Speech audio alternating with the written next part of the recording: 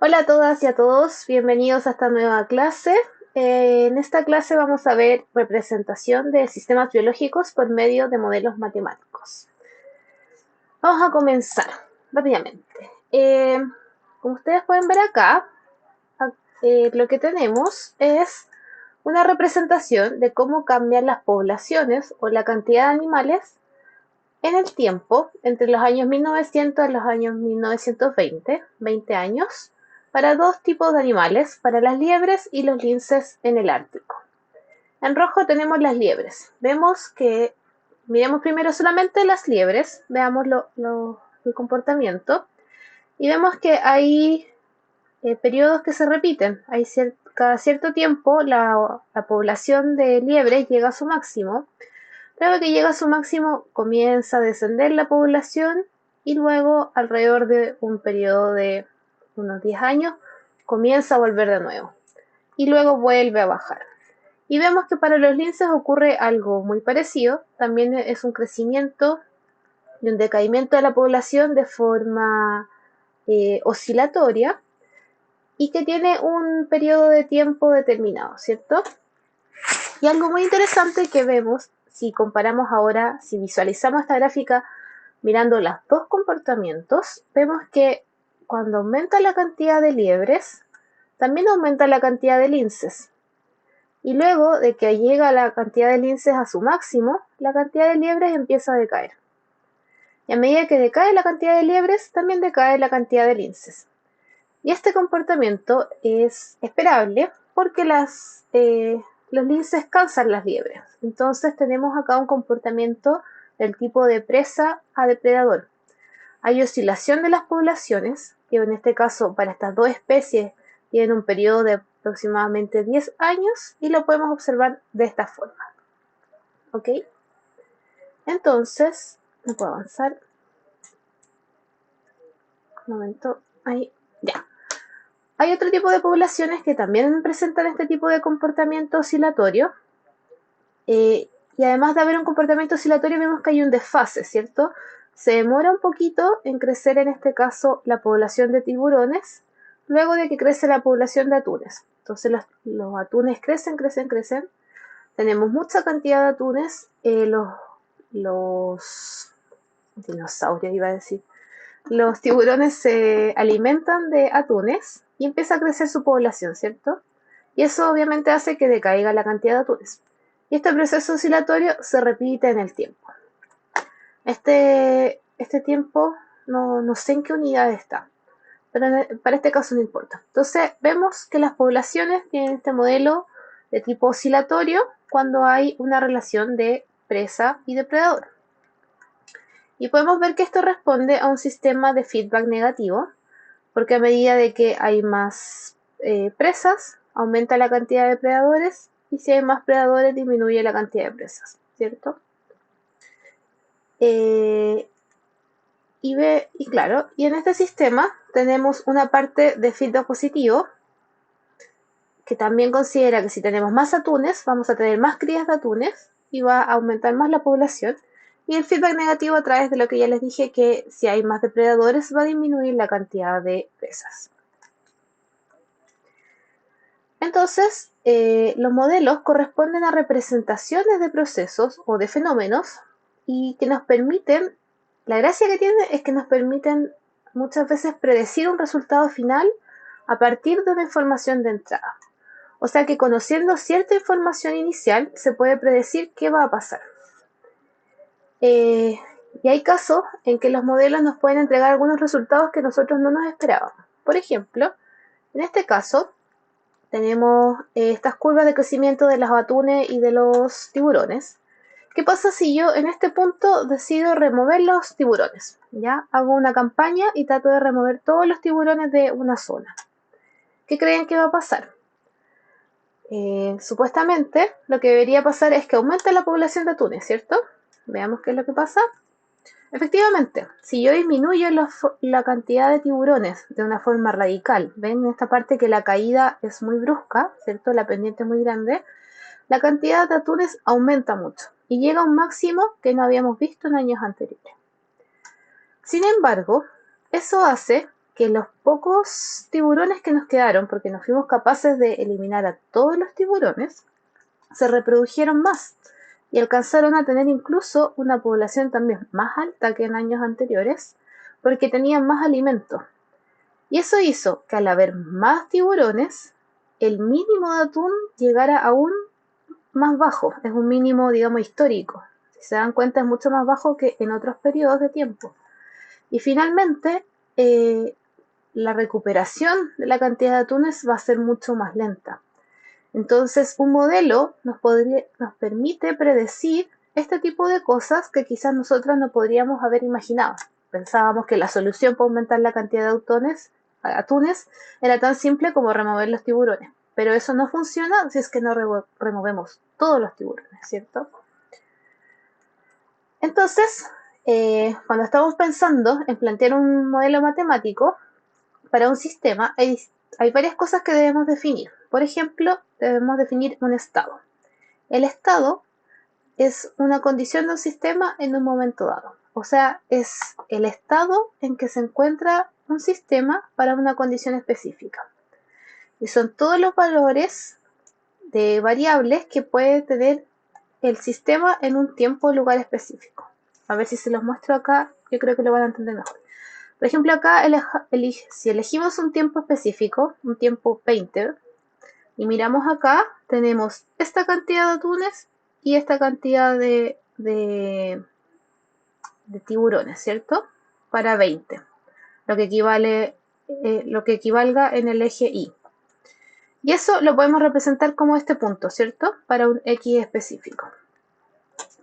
Entonces, en este gráfico tenemos un punto cuyas coordenadas son los estados de la población, la cantidad de los atunes y la cantidad de tiburones que hay en un momento específico, ¿cierto?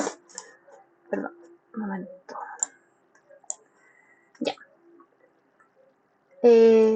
Otros ejemplos pueden ser de distintos estados, es la condición de un sistema en un tiempo, ¿verdad? Entonces, de una cuenta bancaria, el estado de esa cuenta bancaria es la cantidad de dinero que tenemos en un tiempo específico. El estado de salud de alguien es si está enfermo o no, ¿cierto? El estado de una taza de café puede ser la temperatura que tiene esa taza o la concentración de café que tiene esa taza, ¿ya? Esos son distintos estados que puede tener un sistema y los podemos graficar si es que esos estados se pueden cuantificar, si podemos asignarles un número. Ahora, el espacio de estado son todos los estados posibles que puede tomar el sistema, o sea, es el universo de estados. Por ejemplo, la posición del minutero del reloj solo puede estar entre 0 y 60. Entonces el espacio de estado está entre 0 y 60. En nuestro caso vemos que el espacio de estado, si representamos cada uno de los estados en el tiempo para el atún y el tiburón, vamos a tener esta forma, porque era oscilatorio, ¿se acuerdan? Entonces, estos son todos los posibles estados que puede tener la relación entre los atún y los tiburones. Y las variables de estado, que son las que nos ayudan a definir un estado en particular, deben ser cuantitativas y así podemos generar un modelo matemático. En el caso del atún y los tiburones, las variables de estado serían, por ejemplo, la cantidad de comida disponible para el atún, el pH del agua, porque puede afectar también el crecimiento de los peces, la temperatura del agua, el número de otros depredadores que hayan, ¿cierto? El número de crías que puedan tener. Todas esas son variables del estado. Y conociendo estas magnitudes de estas variables, podríamos conocer cuál es el estado de este sistema. En este otro ejemplo, que es la taza de café, las variables de estado son estas que se indican acá en la diapositiva, que es la temperatura a la que se encuentra el café, el peso, o sea, cuánto café agregamos, o el peso del agua, que puede estar medida en gramos, y en volumen. Entonces también podríamos tener la densidad del agua con la que preparamos el café, y la concentración de cafeína que tiene el café, ¿cierto? Esas son variables de estado de esa taza de café. Entonces, muchas veces a nosotros nos interesa modelar los cambios. Cómo cambia la población de atún o cómo cambia la población de tiburones en el tiempo, o cómo cambia la temperatura del comedor o del living en el tiempo, ¿cierto? O también podemos querer ver cómo cambia la concentración de un sustrato adentro de una célula o afuera de una célula. Y esto lo representamos matemáticamente como una tasa. Y una tasa es una velocidad. ¿Cuánto cambia una variable de estado en una cierta variable de tiempo? Esa es una tasa. Por ejemplo, cómo cambia la temperatura de esta habitación en un intervalo de 60 minutos. Entonces, el sistema sufre un cambio, pasa de un estado 1 a un estado 2 en 60 minutos, ¿cierto? Y eso nosotros lo representamos con estos deltas. Son cambios de X, que puede ser, como les decía, la temperatura, una concentración, y un delta, un cambio en el tiempo. Más adelante ustedes van a aprender que cuando estos deltas son muy pequeñitos, estos dejan de ser deltas y se llaman derivadas. ¿Okay? Ahora formalmente ustedes no han visto todavía eso, así que lo vamos a dejar como estos deltas y vamos a seguir hablando de ellos como estas diferencias finitas, ¿ok? No como derivadas. Acá tenemos otro sistema, que es esta tina que tiene agua. Si no abrimos ninguna llave y suponemos, acuérdense, los supuestos, suponemos que el agua no se evapora, suponemos que no hay filtraciones en la tina, suponemos que no hay gotas de agua que caigan, no sé, de alguna filtración del piso de arriba. Con todas esas suposiciones, podemos asumir que la tina no va a cambiar de estado, ¿cierto? Este sistema no va a cambiar de estado y la cantidad de agua va a seguir siendo la misma. Vamos a tener el mismo volumen de agua en un tiempo inicial y un tiempo final, ¿cierto? Ahora, si abrimos la llave, esta llave de acá, va a haber un flujo de agua que está entrando en la tina y ese flujo, que es un volumen por unidad de tiempo, o sea, por ejemplo, litros por minuto, se van a estar acumulando dentro de la tina. O sea, va a haber una acumulación dentro del sistema. Ahora, si cerramos la llave, cerramos esta llave y abrimos un tapón, el agua va a comenzar a salir de la tina con un flujo determinado, ¿cierto? Y eso tiene un signo negativo porque va disminuyendo. Entonces, podríamos establecer un pequeño modelo y hacerlo más real y decir que la tasa de cambio en la masa del agua o en el volumen del agua, en función del tiempo, es proporcional a la cantidad de agua que tengo en el sistema, porque mientras más agua tenga en el sistema, más rápido va a salir de la tina. Esto es un poco, probablemente lo vieron en el colegio, porque el flujo es proporcional a la presión hidrostática de la tina. Entonces, mientras más alta sea esta columna de agua, o sea, mientras más volumen tenga la tina, mayor va a ser el flujo de salida. Entonces, también podemos incorporar esto en nuestra ecuación, en nuestro modelo. También podemos hacer incluso más complejo este sistema, considerando que entra agua y sale agua al mismo tiempo, ¿verdad? Entonces podemos hacer un balance, como los que vimos la clase anterior, en el cual el agua que se acumula en la tina es el agua que entra, o sea, es igual al flujo del agua que entra, menos el flujo del agua que sale. Y podemos armar este tipo de diagramas. Lo mismo podemos hacer para una población. Para una población tenemos gente que entra al sistema, que cruza los límites. Recuerden que uno define ciertos límites para un sistema. Entonces, la inmigración es la gente que entra a una ciudad determinada, por ejemplo. La gente que se genera, digamos que son los nacimientos. Y dentro de este sistema tenemos gente que se va, que no le gusta la ciudad, gente que emigra. Y también tenemos gente que muere. Y en base a este diagrama también podemos hacer un balance. Entonces aquí tenemos que los balances surgen a partir de estos diagramas. Y en el caso de la tina es bastante simple. Tenemos el agua que entra menos el agua que sale. Para la población tenemos la población cambia de acuerdo a los nacimientos que hayan, a la inmigración que haya en esa población, menos las muertes y menos la emigración. Entonces, los de signo positivo subirán el valor de esta variable y el de signo negativo los van a disminuir. Por lo tanto, podemos agruparlas acá como ingresos y egresos. Y esta es una ecuación de estado que vincula las variables de estado y como vemos, estas variables cambian en un delta del tiempo. Y si este se hace muy pequeño, se transformaría en una ecuación diferencial y estaríamos hablando de las derivadas que les dije que iban a ver después. Entonces, ahora vamos a ver algunos modelos biológicos. Denme un segundo que se me está acabando la batería de los audífonos. Entonces, como les iba diciendo, déjenme volver acá. Ya. Vamos a ver algunos ejemplos de modelos matemáticos aplicados en problemas biológicos. Acá tenemos el ejemplo de la población. Si modelamos una población que la denominamos X, esta población tiene una tasa de natalidad N y una tasa de mortalidad M. ¿Ok? En este modelo hay un supuesto importante en el cual no hay tasa de entrada o salida. No hay gente que entre o que salga de esta población. Solamente hay gente que nace o gente que muere. Y con esto podemos hacer una ecuación para la tasa de crecimiento, que es igual a la población en un tiempo determinado por la tasa de la natalidad. Y también podemos hacer una tasa de reducción, que en el fondo es la población por la tasa de mortalidad y tiene un signo negativo, porque contribuye de manera que la tasa de población disminuya, ¿cierto? Entonces, con esto podemos observar que mientras más gente haya, más gente va a nacer, ¿cierto? Y mientras más gente haya también, más gente va a morir. Van a ir aumentando estas relaciones.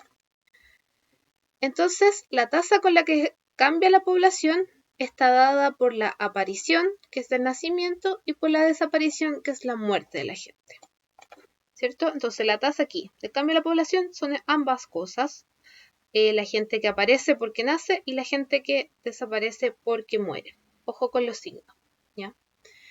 Podemos factorizar por X y construimos a partir de esta resta de la n menos m una nueva constante que es c. Y c es la tasa neta de crecimiento de la población.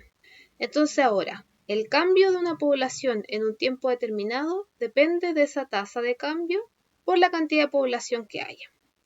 Entonces, si c es positivo, va a aumentar en el tiempo el crecimiento de la población.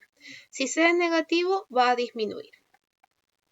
Y también nos damos cuenta que este modelo tiene un pequeño problema, que es que la población puede crecer infinitamente. Mientras n sea mayor que m, va a haber un crecimiento en la población, ¿ya? Pero esto no es real, porque una población tiene límites para crecer. Hay ciertas limitaciones como el espacio. Hay un espacio limitado para una cierta cantidad de gente. Hay recursos limitados, hay nutrientes limitados. Las personas que son fértiles también son limitadas. No todas las personas pueden tener hijos por una cosa de edad, por una cosa de hormonas, etc. Entonces, a veces esta ecuación, que es bastante simple y nos permite modelar ciertas cosas, no nos permite modelar otro tipo de problemas. Entonces, acá incluimos en nuestro modelo un término de inhibición. Inhibición por exceso de población. Y de esta manera vamos acercándonos con el modelo a algo más real, ¿ya? Y esto nos sirve porque hay que entender que la complejidad de un modelo siempre depende de la pregunta que queramos responder. Entonces, quizás con el modelo que vimos recién nos basta para responder una pregunta, pero si tenemos otra pregunta que quizás es a más largo plazo, no la vamos a poder responder bien con ese modelo y tenemos que mejorar nuestro modelo. Y para eso agregamos esta nueva variable, que es la inhibición por exceso de población. Y esta está relacionada con la capacidad de carga, o K, que es la máxima población que un ambiente puede soportar.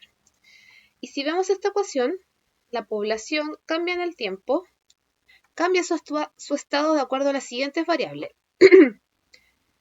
G, que es una tasa de crecimiento,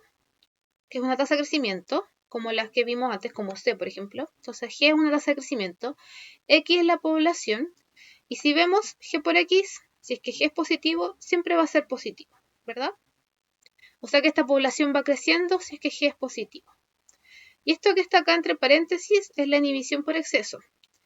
Si la X de población es mayor que la K, este valor va a ser negativo, ¿verdad?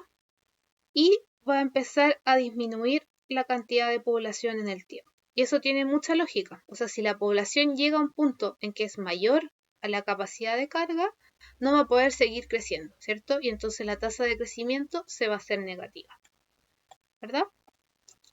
Entonces ahora ya no puede crecer hasta lo infinito debido a que tenemos este componente en nuestra ecuación.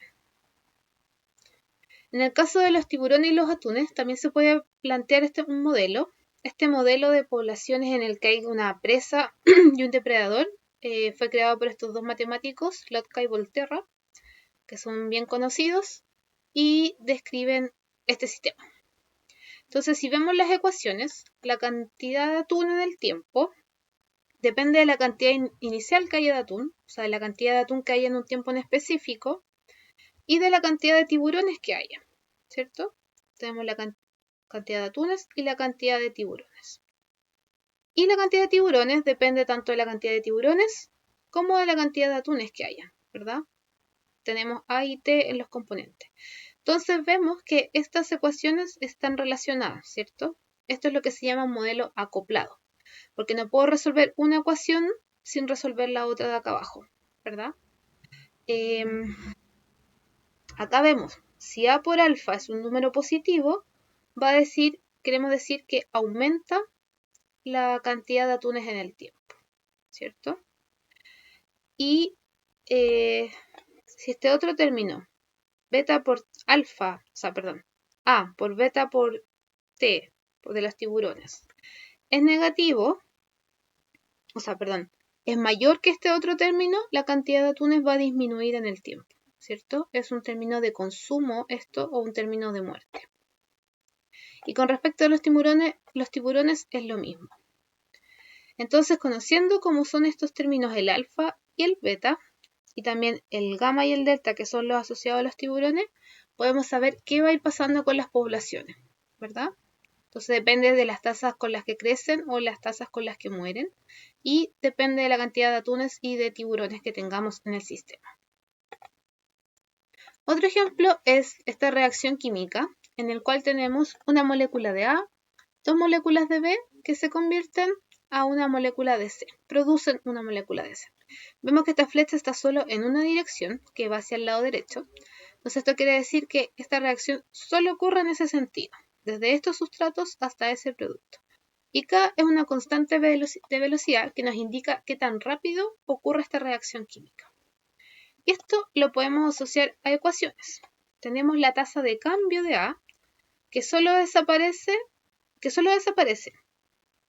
Esto quiere decir que como la reacción va solo en este sentido, A solo puede desaparecer, ¿cierto? Para B, olvidemos el resto, la tasa de cambio de B también es negativa, porque B también puede solo desaparecer. No hay nada que esté produciendo B en esta reacción. En cambio C tiene signo positivo, porque C sí se está produciendo, ¿verdad? Entonces, fíjese también que cuando desaparece una molécula de A, también desaparecen dos moléculas de B, ¿verdad? Van en conjunto. Por lo tanto, la velocidad de desaparición de B es el doble que la de la A. Por eso aquí está este 2. Y C no tiene, o sea, C solo aparece a razón de una vez con respecto a estos dos sustratos. Por eso no tiene un número aquí adelante de la K. Y lo que tenemos acá en los corchetes son las concentraciones de cada una de estas moléculas.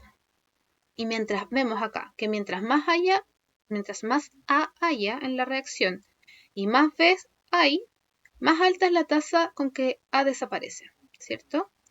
Lo mismo para el caso de B. Mientras más A y más B hay en la reacción, más rápido va a desaparecer B.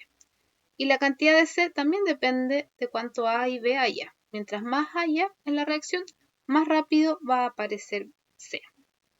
Esto es lo que después van a ver en química, que se llama la ley de acción de masa, y que cada concentración está elevada a su coeficiente estequiométrico. Por eso B está elevado a 2. ¿Ya? Pero eso lo van a ver más adelante. Entonces, con esto también nosotros podemos armar un modelo de cómo van a ser las reacciones químicas.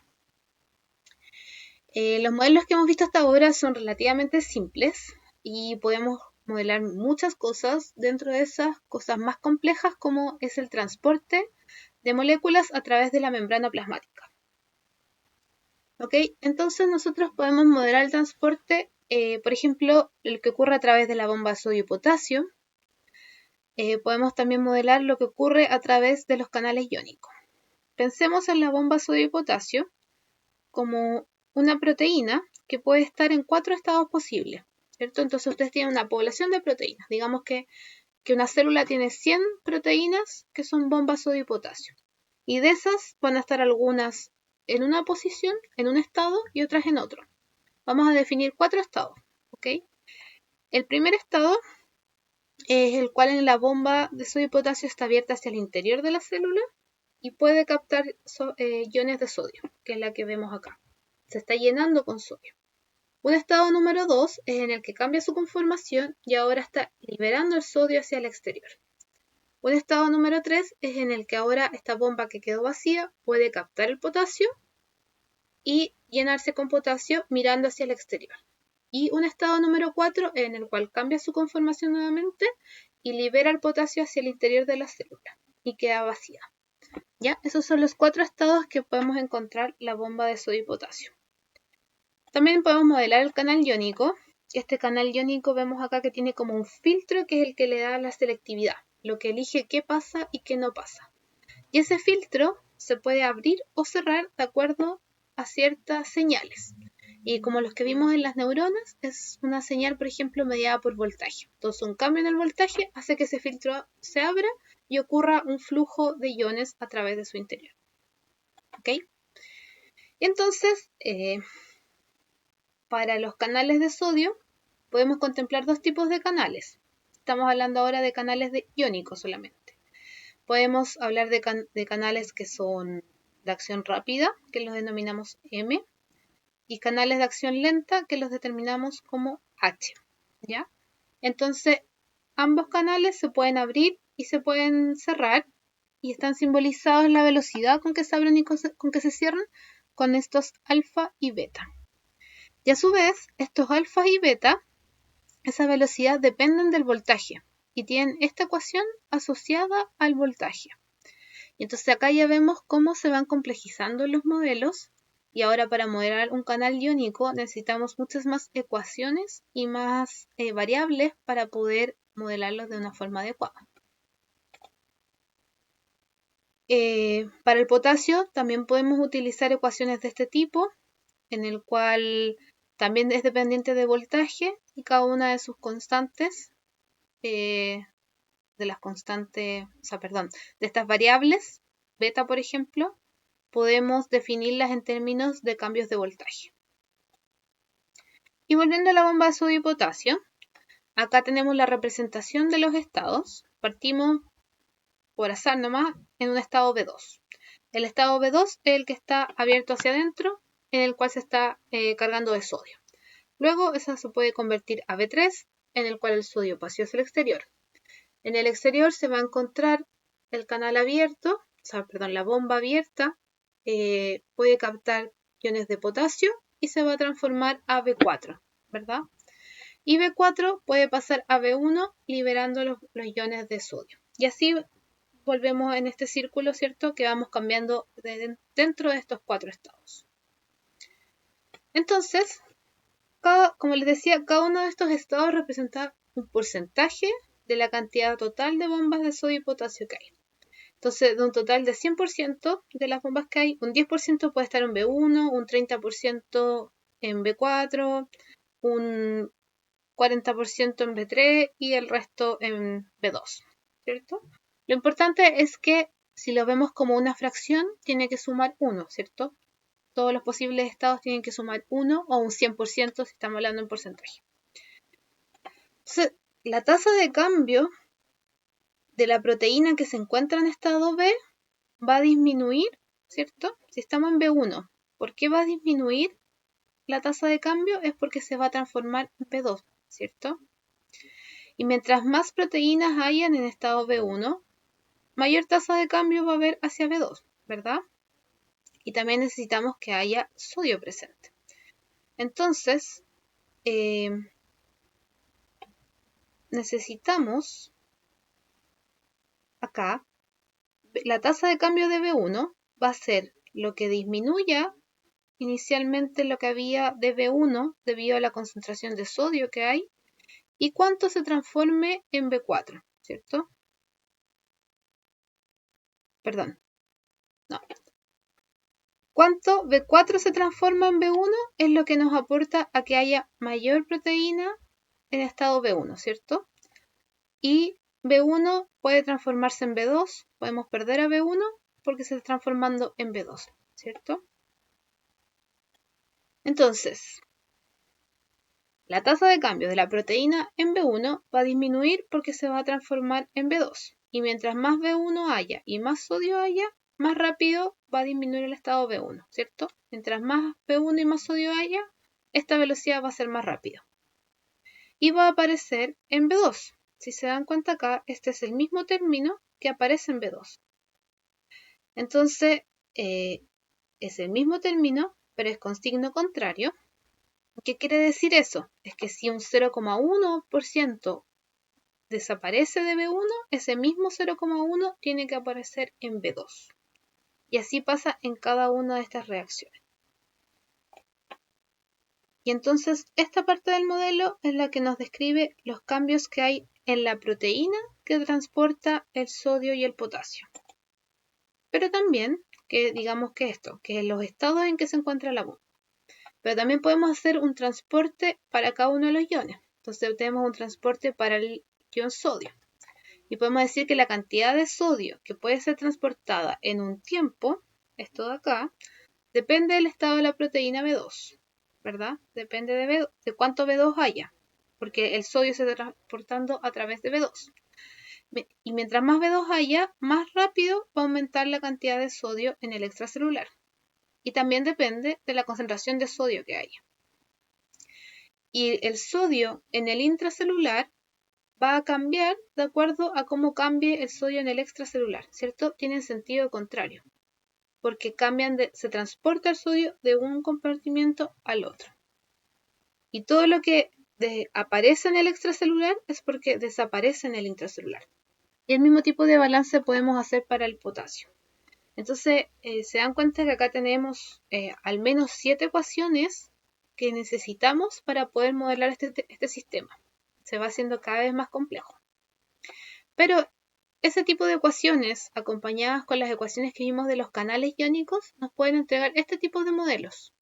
Nos pueden decir cómo va cambiando los distintos estados en tiempo de milisegundos para cada uno de estos iones. Entonces, así es como podemos estudiar qué pasa o hacer simulaciones de qué pasa en la membrana de una neurona cuando cambiamos alguno de estos componentes, alguna de estas variables. Para eso nos sirve este modelo y todas estas ecuaciones que vimos. Y otro ejemplo de aplicación de modelos matemáticos a principios biológicos son las redes metabólicas. Acá vemos varias reacciones químicas que pasan en una célula, ¿cierto? Entonces, por ejemplo, tenemos una célula que la estamos cultivando en un medio de cultivo que tiene glucosa. Entonces, hay glucosa disponible. La glucosa por glicólisis pasa a piruvato. El piruvato tiene la opción de pasar a lactato, de convertirse en alanina, o de pasar a acetilcoenzima A y entrar al ciclo de Krebs. En el ciclo de Krebs se producen succinyl-CoA, que participa en la producción de todos estos aminoácidos. Y así podemos ver todas las reacciones metabólicas que ocurren dentro de la célula. Y entonces, ¿para qué nos sirve esto? ¿Para qué nos sirve estudiar este metabolismo? Es, por ejemplo, si yo quiero que la célula produzca una proteína recombinante. Este TPA es una proteína recombinante. Entonces yo puedo estudiar qué está pasando aquí en esta red metabólica y podemos tratar de hacer de que este flujo de producción hacia TPA sea mayor. ¿Cómo hago eso? Planteando ecuaciones y haciendo un análisis de flujo metabólico. Y esta es una herramienta que nos permite analizar el metabolismo de un organismo o de una célula de manera matemática. ¿Y por qué tenemos que usar esto? Porque lamentablemente, si esto está dentro de una célula, yo no tengo la capacidad tecnológica todavía de medir cada uno de estos metabolitos. Pero puedo medir ciertas cosas que están afuera de la célula. Entonces, para mí la célula es una caja negra. Yo no sé qué concentraciones hay adentro, pero sé qué concentraciones hay afuera, sé qué enzimas están adentro, sé qué tipo de reacciones ocurren y puedo medir qué pasa después de un tiempo con lo que está afuera de la célula. Entonces tenemos este ejemplo bastante simple, en este caso para el nitrito, que el nitrito entra a la célula por este transportador y hay un montón de reacciones enzimáticas que consumen este nitrito para hacer este producto, hidracina. Y todo eso lo podemos representar a través de ecuaciones. Tenemos, estas son todas las ecuaciones que están relacionadas con la producción o consumo del nitrito. Tenemos amoníaco que con oxígeno y en un ambiente ácido y con la presencia de electrones que a través de esta enzima produce esta molécula que no me acuerdo cómo se llama, hidroxiamina. Tenemos toda esta otra reacción que produce nitrito, esta reacción que consume nitrito y así también que balancea el nitrito que está afuera de la célula, etc. Tenemos todas estas reacciones químicas que involucran el metabolismo del nitrito. Y todo esto lo podemos ordenar en esta matriz, en la cual ordenamos todas las reacciones, que eran 7 reacciones involucradas. Si vemos acá, son 7. Se ordenan todos los que participan en las reacciones y estos números corresponden a los coeficientes estequiométricos. ¿Ok? Y el signo indica si la especie está siendo consumida o la especie está siendo producida. Estas matrices pueden llegar a ser muy muy grandes si hay muchas reacciones, como en la de la glucosa que vemos acá. Yo podría incluir todas estas reacciones e incluso muchos más. Podríamos llegar a la ruta de las pentosas fosfato, después de cómo las pentosas fosfato ayudan a producir los nucleótidos para el ADN, y así se va armando un plano gigante que es como una red de metro muy complicada, pero un computador puede procesar todos esos datos, puede trabajar con estas matrices estequiométricas, podemos incluir muchísimas reacciones, y entonces así, midiendo ciertas cosas y haciendo algunos supuestos, se puede resolver esta matriz. Y lo que vamos a obtener son flujos. Podemos obtener flujos para cada una de estas reacciones. Y entonces sí podemos ver que el piruvato viene del extracelular, entra a la célula y el piruvato puede ser, pasa a oxaloacetato, pasa a acetil-CoA, o puede ser producido también a través del oxaloacetato con este flujo. Y por ejemplo, pensemos que nosotros queremos producir, ¿qué puede ser? Veamos. Succínico. Queremos producir esto. Entonces, yo empiezo a ver cuáles son todos los flujos que están involucrados en la producción de este metabolito y digo como, este flujo de acá en realidad es súper lento, 0,2. Es muy muy lento. ¿Cómo puedo mejorar ese flujo? Y ahí podemos usar herramientas como la ingeniería genética, que podemos hacer modificaciones a esta enzima, podemos hacer que esta enzima tenga mayor afinidad y funcione más rápido para que acelere esta vía y podamos producir más succinato, por ejemplo. Entonces, para eso nos sirve estudiar las rutas metabólicas adentro de una célula, midiendo ciertos metabolitos que tenemos la capacidad de medir en el laboratorio. Bueno, esa es su clase de hoy. Espero que les haya gustado. Esta es solo una clase. Nos vemos el lunes. Por favor, asistan. Es importante que a lo último tengan energía, por favor, y preparen sus preguntas. Que estén súper bien. Adiós.